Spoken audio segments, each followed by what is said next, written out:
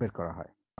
এখানে একটা এক্সাম্পল দিয়ে সেটা দেখানো হয়েছে যে এখানে 800 হাউস হোল্ডের উপর সাপোজ একটা সার্ভে করা হলো যে তাদের সোশ্যাল মোবিলিটি দেখার জন্য, মানে সোশ্যাল স্ট্যাটাসটা কিভাবে মানে একটা থেকে এক স্ট্যাটাস থেকে আরেকটি স্ট্যাটাস মানুষ যাচ্ছে দুই জেনারেশনে, সেটা দেখার জন্য 800 হাউস হোল্ডকে সার্ভে করা হলো।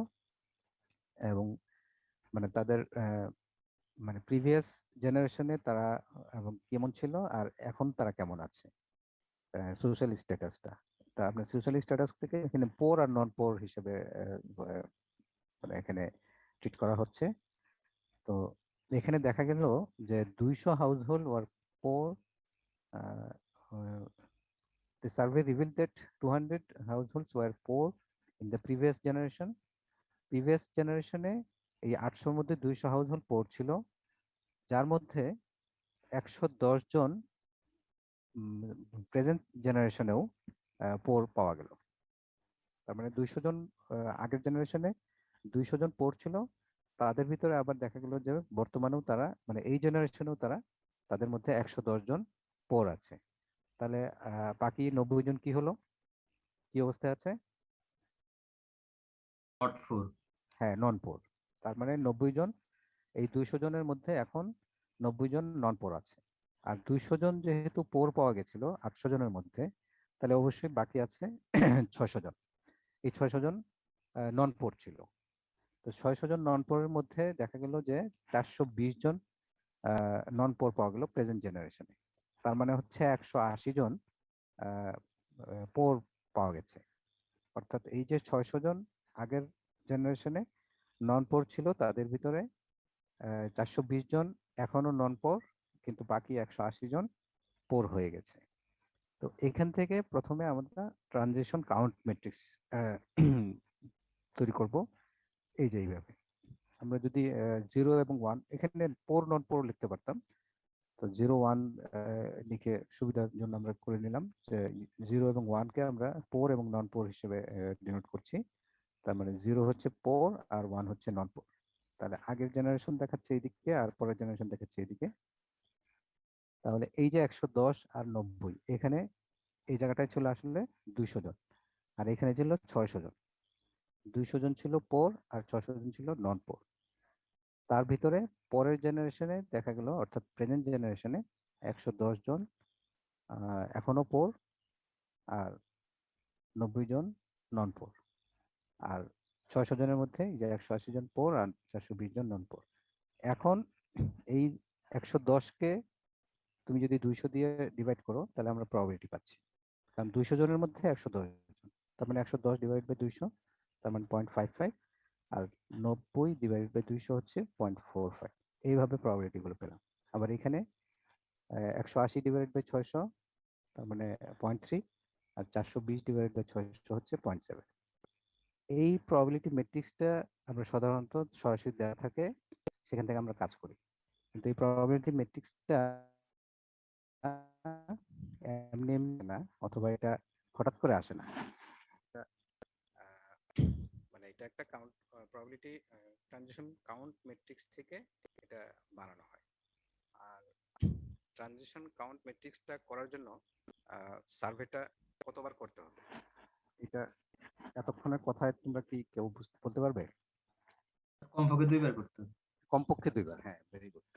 কমপক্ষে 2বার করতে হবে। অর্থাৎ আগের স্টেটাস মানে প্রিভিয়াস কি ছিল আর পরে কি আছে, এই দুইটা ইনফরমেশন আমাদের মানে কোনো না কোনো ভাবে থাকতেই হবে, এবং সেই ইনফরমেশন দুইটা সেম ইউনিট থেকে আসতে হবে। আমরা যদি 2বার সার্ভে করি কোনো জায়গায়, এবং সেই সার্ভেটা যদি সাপোজ আগে একটা স্যাম্পল নিয়ে কাজ করলাম, 5 বছর পরে আরেকটা স্যাম্পল নিয়ে কাজ করলাম, তাহলে কিন্তু এটা হবে না। এটা করতে হবে আগে যে ইউনিটগুলোর উপর সার্ভে করা হয়েছে একদম ঠিক সেই ইউনিটগুলো নিয়েই আবার সার্ভে করতে হবে, এবং সেখান থেকে আগের অবস্থা কি ছিল এখন কি হলো, তাহলে আমরা এখান থেকে বুঝতে পারবো। আর আরেকটা বিষয় হচ্ছে, সাপোজ তোমরা এই যে মনে করো যে প্রবাবিলিটি ট্রানজিশন প্রবাবিলিটি ম্যাট্রিক্স তোমরা আরো অনেক পাবে, বইয়ে আরো এক্সাম্পল দেখবে। যেমন তোমাদের এই ব্র্যান্ড চয়েসের যে ট্রানজিশন মানে স্টকাস্টিক প্রসেসের এক্সাম্পল দেওয়া হয়, সেখান থেকে যদি আমরা একটা মানে probability matrix, transition probability matrix এরকম পাই যে দুইটা ব্র্যান্ড ছিল, তিনটা ব্র্যান্ড আছে, তার মধ্যে প্রথম মাসে যারা এ ব্র্যান্ড চয়েস করে তাদের দ্বিতীয় মাসেও এ ব্র্যান্ড চয়েস করার প্রবাবিলিটি এত, বি চয়েস করার প্রবাবিলিটি এত, সি চয়েস করার প্রবাবিলিটি এত। এইভাবে যদি আমরা বের করতে চাই যে এই ট্রানজিশন প্রবাবিলিটি ম্যাট্রিক্সটা, তাহলে কি করতে হবে? অবশ্যই এক প্রথম মাসে কিছু মানে সার্ভে করতে হবে একটা, এবং এই লোকদেরকেই আবার দ্বিতীয় মাসে জিজ্ঞেস করতে হবে যে তারা প্রথম মাসে সার্ভে করতে হবে যে আপনি কোন ব্র্যান্ড এখন ইউজ করছেন। তখন আমরা পেলাম যে এই এ ব্র্যান্ড এতজন, বি ব্র্যান্ড এতজন, সি ব্র্যান্ড এতজন। তারপর আবার তৃতীয় মাসে জিজ্ঞেস করতে হবে, তখন এ ব্র্যান্ড কতজন এরকম পেলাম। তখন ওখান থেকে দেখতে হবে যে আগে যারা এ ব্র্যান্ড ছিল তাদের কতজন এখন এতে আছে, কতজন বিতে আছে, কতজন সিতে আছে। তখন এইভাবে এখান থেকে আমরা ট্রানজিশন কাউন্ট ম্যাট্রিক্স বের করতে পারবো, তারপর ওখান থেকে ট্রানজিশন প্রবাবিলিটি ম্যাট্রিক্স বের করতে পারবো। এইভাবে আসলে জিনিসটা আসে। এখন এটার ট্রানজিশন প্রবাবিলিটি ম্যাট্রিক্স দিয়ে আমরা অনেক কিছু করতে পারি। সেগুলোর জন্য কি কি আমাদের জানতে হবে সেগুলো দেখো। প্রথমে একটা থিওরেম জানতে হবে, এটা দিয়ে আমরা অনেক কাজ করতে পারবো। Chapman Kolmogorov equation. এটা হচ্ছে for a time homogeneous Markov chain, time homogeneous Markov চেইনের জন্য এই থিওরেমটা অবশ্যই মার্কভ চেইনটা টাইম হোমোজেনাস হতে হবে।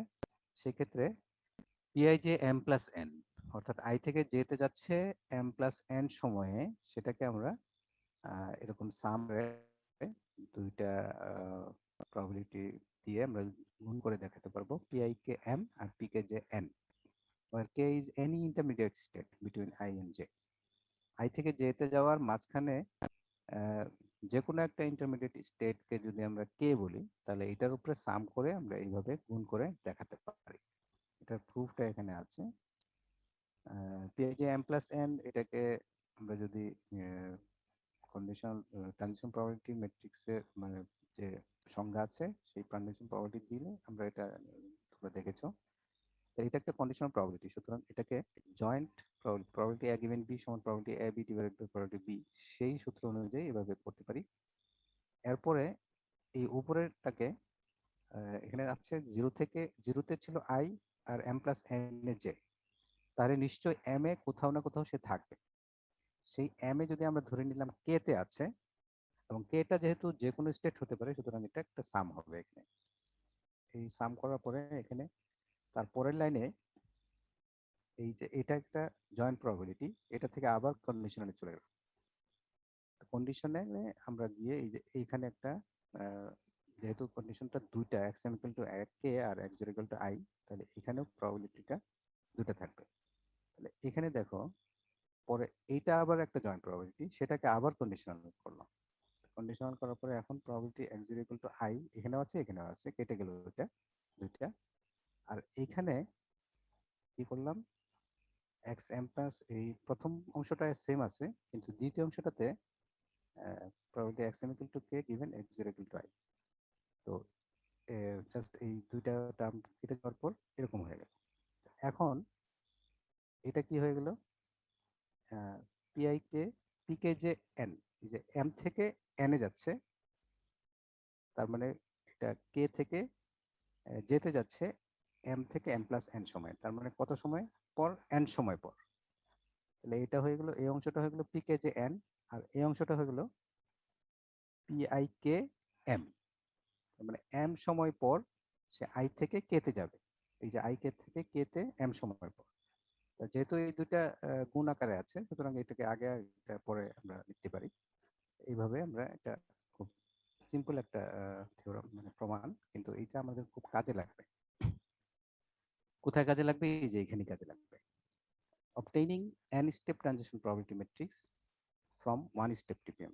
এখানে প্রবাবিলিটি গুলো এগুলো ওয়ান স্টেপ ছিল, তার মানে হচ্ছে আই থেকে জেতে বা কেতে যেখানেই যাচ্ছে এক স্টেপে, সেটা যখন এক স্টেপ থেকে যদি আমরা n স্টেপে যে মানে প্রবাবিলিটি ম্যাট্রিক্স চাই, তাহলে এই থিওরামটা কাজে লাগিয়ে আমরা এটা প্রমাণ করতে পারি। এটা হচ্ছে প্রথমে যদি আমরা প্রমাণ থিওরামটা হচ্ছে যে Pn equal to p two the power n। এই p two the power n মানে হচ্ছে p ম্যাট্রিক্সটাকে যদি আমি n বার গুণ করি, p ম্যাট্রিক্সটা হচ্ছে one step transition probability matrix. আর এটাকে যদি আমি p কে আবার যদি p দিয়ে গুণ করি তাহলে হবে p স্কয়ার, p কিউব, এভাবে n বার যদি গুণ করি তাহলে p two the power n হচ্ছে। আর এইখানে যে ব্র্যাকেট দিয়ে n দেওয়ার মানে হচ্ছে n step transition probability matrix, অর্থাৎ ওইখানে একটা একটা ম্যাট্রিক্স আসলে ওখানে n বার গুণ করা হয়নি, কিন্তু একটা ম্যাট্রিক্সের ভিতরে যে প্রবাবিলিটি গুলো সেটা হচ্ছে আহ, এক এক স্টেপ পরেরটা দেখাবে না। আই থেকে যেতে যাচ্ছে মনে করো, বা যে কোনো একটা স্টেট থেকে আরেক স্টেটে যাচ্ছে n স্টেপ পরে, n স্টেপ পরে। আমরা যদি এক মাসের হিসাব করি তাহলে এক মাস না হয়ে n মাস পরে। তো আমরা তো ডাটাতে পাই হচ্ছে মনে করো 2 মাসের সার্ভে করলাম, তাহলে এক মাস পরে কোথায় যাচ্ছে সেটা পাচ্ছি, কিন্তু 2 মাস পরে কোথায় যাচ্ছে সেটা কিন্তু আমরা ওখান থেকে পাচ্ছি না। 3 মাস পরে বা 5 মাস পরে কোথায় যাচ্ছে বা n মাস পরে কোথায় যাবে সেটা কিন্তু আমরা পাচ্ছি না। তো ওই ডাটা ওইখান থেকেই আমরা এইভাবে এই থিওরাম দিয়ে আমরা পাচ্ছি যে ওটাকে যদি আমি ওই ম্যাট্রিক্সটাকে যদি ওয়ান স্টেপটাকে 2 বার গুণ করি তাহলে 2 স্টেপ পাচ্ছি, অর্থাৎ 2 মাসের পরে সে কোথায় যাবে সেটা আমরা ওখান থেকে পাবো। আবার যদি পি কিউব বের করি তাহলে 3 মাস পরে সে কোথায় কোথায় যাচ্ছে সেটা আমরা পাবো। তো এই জিনিসটা তার মানে এই যে পি ম্যাট্রিক্সটাকে যে n বার গুণ করলেই সেটা n স্টেপ প্রবাবিলিটি পাওয়া যায়, এইটাই হচ্ছে থিওরামটা। এটা এই চ্যাপম্যান কলমোগরভ ইকুয়েশন দিয়ে আমরা প্রমাণ করতে পারবো। প্রথমে দুইটার জন্য যদি করি, তারপরে এটাকে জেনারেলাইজ করব। দুইয়ের জন্য যদি করি তাহলে আমরা ইজিলি দেখাতে পারি যে দুইয়ের জন্য দুইকে যদি 1+1 বলি তাহলে জাস্ট এটার মতো m+n যেখানে ছিল এইটার মতো করে যদি আমরা বলি যে 1+1, তাহলে এখানে পিআই কে আর পিকে, যে এখানে 1 আর 1 ছিল কিন্তু যেহেতু 1 লিখতে হয় না এই জন্য 1টা লেখা হয়নি। তো এখন যেই আকারে আছে, যেই অবস্থায় আছে, এটাকে কিন্তু ম্যাট্রিক্স মাল্টিপ্লিকেশন আকারে এখানে আছে আসলে। তো সুতরাং এটাকে ijth element of matrix product P into P, P আর পি কে যদি স্কোয়ার করে মানে গুণ করা হয় দুটাকে, তাহলে পি স্কোয়ার হবে। সেইটার মানে ijth এলিমেন্টটা কিন্তু ম্যাট্রিক্স মাল্টিপ্লিকেশন নিয়মে এইভাবে আমরা দেখাতে পারি। তার মানে হচ্ছে যে P two equal to P square, P কে পি দিয়ে গুণ করলে যে মানে 2 বার গুণ করার পরে প্রোডাক্ট ম্যাট্রিক্সটা হবে, এটাই কিন্তু 2 স্টেপ দেখানো যাচ্ছে সরাসরি। এখন 2 এর জন্য যখন প্রমাণ হয়ে গেল, এখন দেখবো যে যদি আর এর জন্য সত্য হয় তাহলে r+1 এর জন্য সত্য হয় কিনা ইন্ডাকশন মেথডে। তোমরা এটা জানো যে ইন্ডাকশন মেথডে এইভাবে করা হয়। এখন দেখবো যে ধরে নিচ্ছি যে P R equal to P to the power R for any R, R এর জন্য এটা সত্য ধরে নিচ্ছি। তাহলে দেখবো r+1 এর জন্য সত্য হয় কিনা। তাহলে r+1 এর জন্য আমরা এভাবে যদি আর আর 1 এই দুই ভাগে ভাগ করি তাহলে চ্যাপম্যান কলমোগরভ ইকুয়েশন থেকে আমরা এভাবে লিখতে পারি। এরপরে যেটা হচ্ছে যে এখন যে অবস্থায় আছে এটাকে আমরা যদি এই পি আর ইন্টু পি1 এটাকে যদি মানে এইভাবে যে এইভাবে আছে, এটা কিন্তু ijth element of the matrix product P R আর পি1।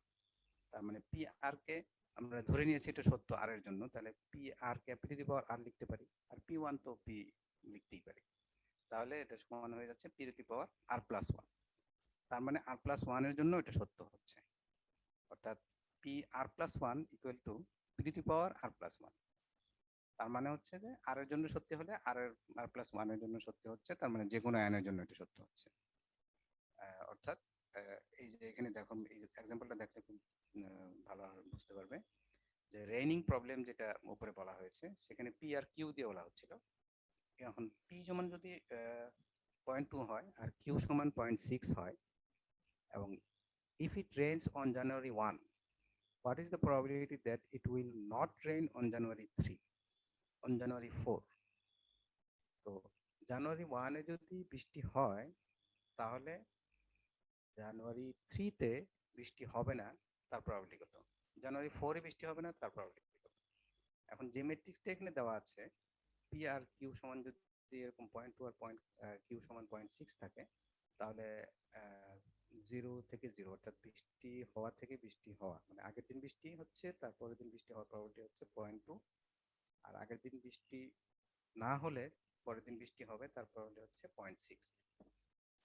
তো এইখান থেকে এটা কিন্তু হচ্ছে জানুয়ারি 1 আর 2 এর ডাটা থেকে এটা নেওয়া, মানে এই দিকেরটা হচ্ছে জানুয়ারি 1 আর এদিকে হচ্ছে জানুয়ারি 2। যেহেতু বলা আছে যে জানুয়ারি 1-এ যদি বৃষ্টি হয়, তার মানে জানুয়ারি 1-এরটা গিভেন, অর্থাৎ এটা হচ্ছে প্রিভিয়াসটা। আর যেটা এইখানে যে প্রবাবিলিটি গুলো দেখানো হচ্ছে এটা কোন তারিখের,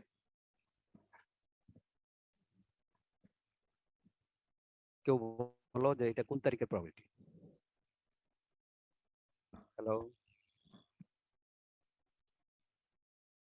না না, এটা জানুয়ারি 2 এর প্রবাবিলিটি। জানুয়ারি 1 এর তো বলাই আছে, এটা তো গিভেন। ট্রানজিশন প্রবাবিলিটিতে কন্ডিশনাল প্রবাবিলিটিটা, এটা কন্ডিশনাল প্রবাবিলিটি। কন্ডিশনাল প্রবাবিলিটিতে কন্ডিশন যেটা দেওয়া থাকবে ওটার প্রবাবিলিটি আমরা বের করি না। আমরা যখন প্রবাবিলিটি এ গিভেন বি বের করি, আমরা প্রবাবিলিটি এ বের করি না বি বের করি, এ বের করি। গিভেন যেটা সেটা তো গিভেনই, ওটার তো প্রবাবিলিটি বের করবো না। এখানে যেহেতু বলা আছে যে জানুয়ারি 1-এ বৃষ্টি হচ্ছে, তার মানে এটা গিভেন।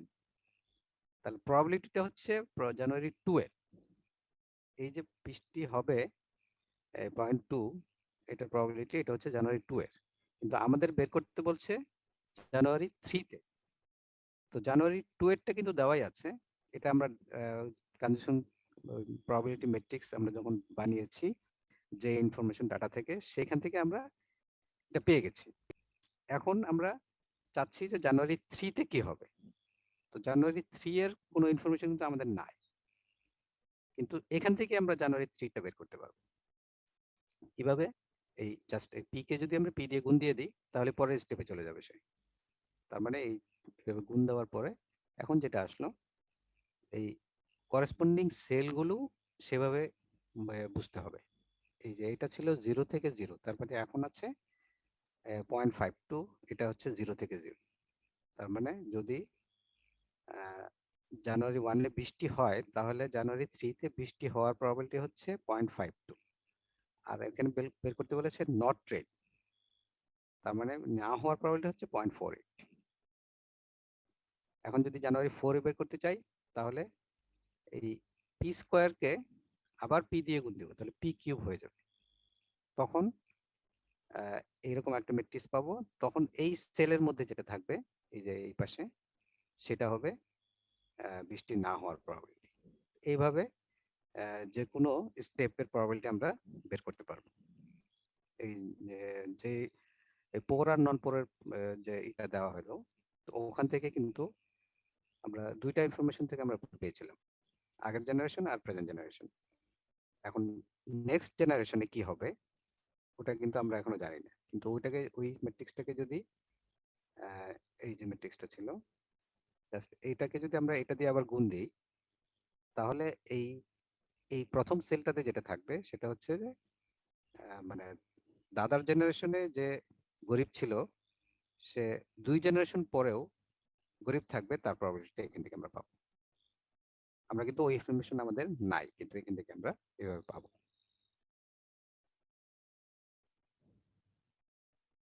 আচ্ছা, এই মোটামুটি বেসিক মানে ট্রানজাকশন প্রবাবিলিটি সম্পর্কে কথা এখানে বলা হচ্ছে। আচ্ছা, এখন স্টেট গুলোর বিভিন্ন ক্লাসিফিকেশন করব। বিভিন্ন রকম স্টেট পাওয়া যায়, সেগুলো কোনটা কিভাবে বের করতে হয়, কোনটা কিভাবে বুঝতে হয়, সেটা জন্য আগে ডেফিনিশন গুলি দেখো। প্রথম হচ্ছে অ্যাক্সেসিবল স্টেট। অ্যাক্সেসিবল স্টেট মানে হচ্ছে একটা স্টেট যেকে অ্যাক্সেসিবল বলা হবে আই থেকে, if j can be reached from i in a finite number of steps। কিছু যে কোনো স্টেপ হতে পারে, সেটা যদি আই থেকে যেতে যেতে পারে তাহলে আমরা জে কে বলবো অ্যাক্সেসিবল ফ্রম আই। এটাকে লেখা হয় আই, এই যে এরকম একটা অ্যারো চিহ্ন দিয়ে, তারপর J. If for some n greater than equal to 0, Pij n greater than 0, মানে যে কোনো n যেটা n এর মান 0 বা তার চেয়ে যে কোনো বেশি যে কোনো কিছু নাম্বার হতে পারে, অর্থাৎ যে কোনো স্টেপে সে যদি i থেকে j তে যাওয়ার প্রবাবিলিটি গ্রেটার দেন 0 হয়, তার মানে যাওয়ার পসিবিলিটি আছে, তাহলে সেটাকে অ্যাক্সেসিবল বলা হয়।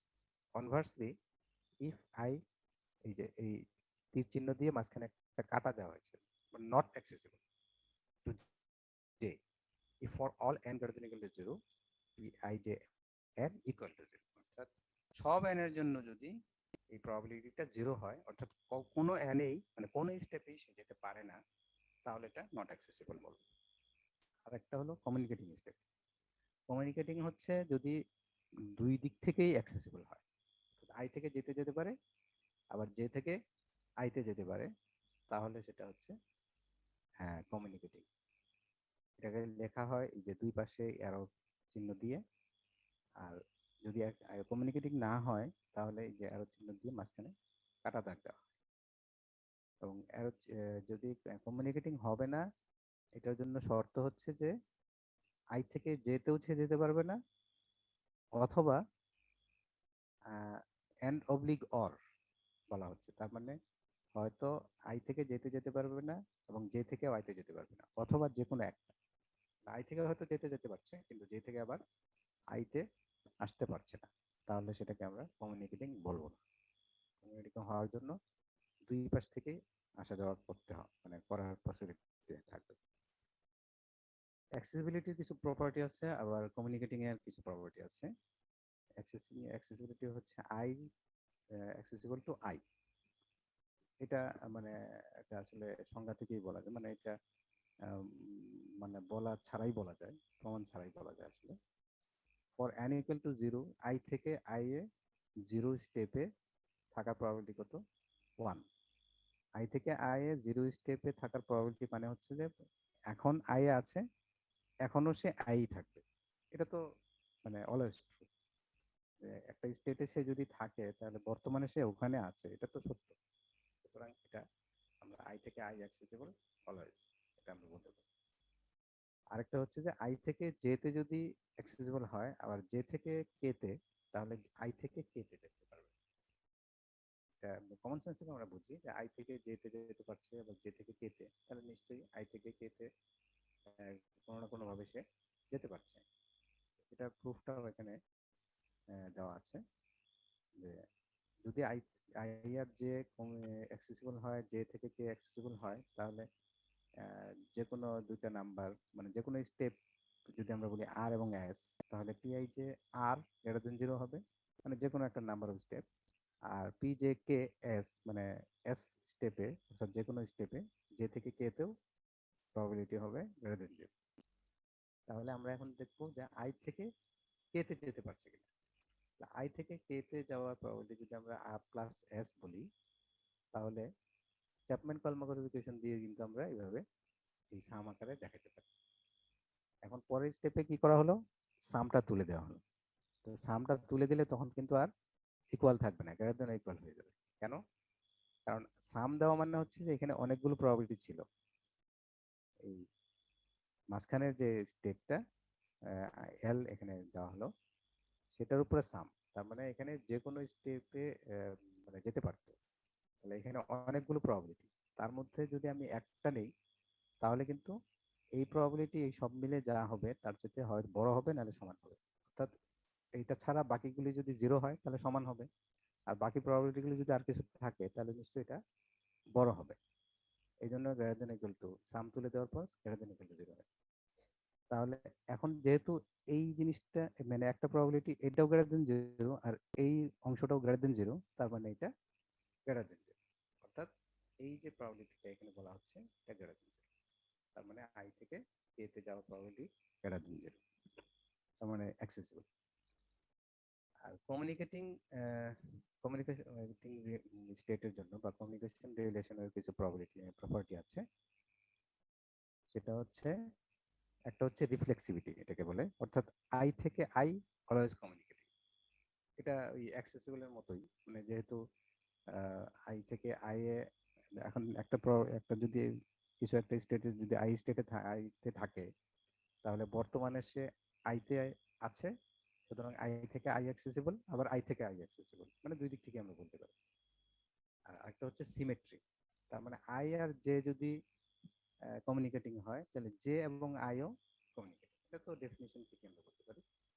আর ট্রানজিটিভিটি বলে, অর্থাৎ আই থেকে জে যদি, আই আর জে যদি কমিউনিকেটিং হয়, জে কে যদি কমিউনিকেটিং হয়, তাহলে আই কে কমিউনিকেটিং। এটা আসলে জাস্ট এই অ্যাক্সেসিবলের যে প্রপার্টি সেখান থেকে আমরা করতে পারি। একদিক থেকে যদি অ্যাক্সেসিবল হয় তাহলে অন্য দিক থেকেও তো সে অ্যাক্সেসিবল হবে, যেহেতু কমিউনিকেটিং ছিল।